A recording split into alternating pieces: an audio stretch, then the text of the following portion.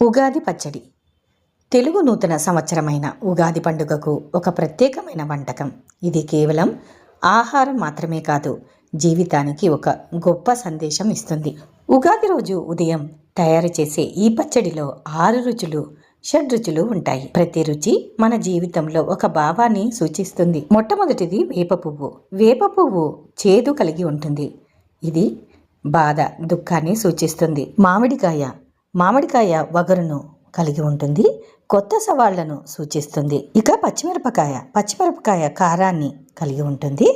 ఇది కోపం, ఆగ్రహం సూచిస్తుంది. ఇక చింతపండు పులుపును కలిగి ఉండి ఆశ్చర్యం, జీవితంలో ఎదురయ్యే కొత్త మలుపులను సూచిస్తుంది. చక్కెర లేదా బెల్లం, ఇది తీపిని కలిగి ఉండి ఆనందం, సంతోషాన్ని సూచిస్తుంది. చివరిగా ఉప్పు భయం, ఆందోళన సూచిస్తుంది. ఉగాది శుభాకాంక్షలు.